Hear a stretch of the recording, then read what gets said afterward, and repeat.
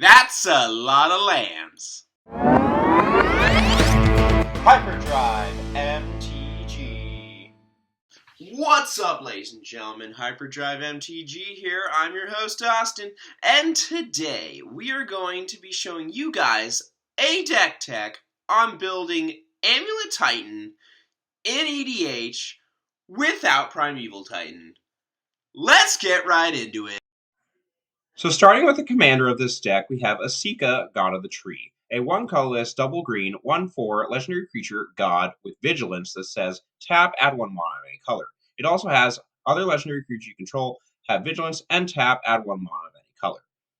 She also has a flip side called the Prismatic Bridge, a 5-color enchantment, legendary enchantment that at the beginning of your upkeep reveal cards from the top of your library until you reveal a creature or planeswalker card. Put that card on the battlefield and the rest on the bottom of your library in a random order. Now, the commander doesn't really exactly matter for this deck, but it is one of the only commanders that taps as a mana dork, and also who provides us free value in case we need to flip into our win cons or just additional value creatures if we need a backup plan. This is the closest thing we're going to get to making this deck work, but it doesn't really matter in the long run. You can use almost any 5-color commander you want to make this deck work. I just recommend Asika because it's the closest thing you're going to get to making the deck even more powerful. The main driving factor of this deck is a card called Amulet of Vigor, a 1-mana artifact that says whenever a permanent enters the battlefield tapped under your control, untap it. This combos with bounce lands in our deck to make lots of mana if we have multiple copies of Amulet of Vigor out. We can make multiple copies of Amulet of Vigor with things like Phyrexia Metamorph, Sculpting Steel, and Hulking Metamorph, and various other things.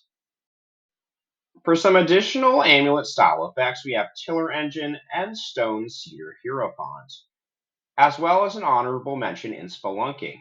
However, it doesn't trigger individually for each copy with Spelunking, but it still is a worthy effect in case we need one when we don't get Amulet effects. Let's do a brief rundown on how to explain the combo with Amulet of Vigor. You have 1 or 2 Amulets of Vigor. If you have 1, you play 1 bounce land. It enters, it untaps. You tap it for mana. You make 2 mana. If you have 2 Amulets of Vigor, you play the bounce land, it untaps. You tap for mana, it untaps again, you tap for mana, 4 mana, and so on and so forth. Now, where this starts getting absolutely ridiculous is when we start using this card called Cultivator Colossus. Cultivator Colossus makes this combo extremely dumb. You get an enormous amount of amulet triggers, and you can almost play your entire deck with this effect. And the chances of that becoming certain become even more once you start cloning Cultivator Colossus multiple times in a row to repeat the effect. This makes such an immensely absurd amount of mana that you can win almost any way you would like.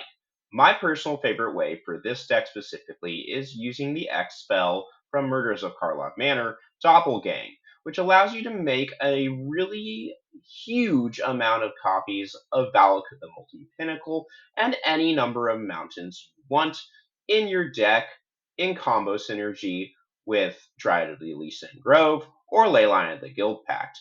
Even if you don't have Dryad or Guild Pact out, most of the time you're going to just make a number of copies of Valakut and any mountain you have to just straight up win the game.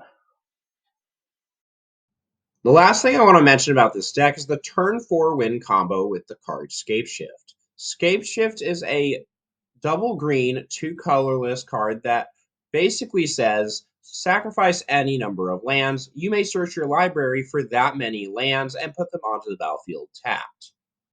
The combo with this card is either have 1 or more amulets out, and then get either 2 or 3 bounce lands that have green and blue in them, or a variation of green and blue. And then get Teleria West, bounce your Teleria as a West back to your hand with one of your bounce land triggers, and then bounce the rest of your lands back after making the mana.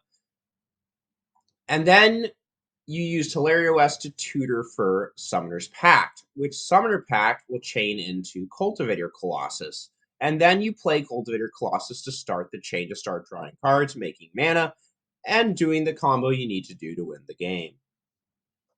Ladies and gentlemen, that's the deck. Hope you enjoy. dumping your entire deck full of lands onto the battlefield to win the game. As always, if you guys like the deck, make sure to leave a comment in the comment section. Let me know how I did. Make sure to like, share, and subscribe. And as always, stay hyper.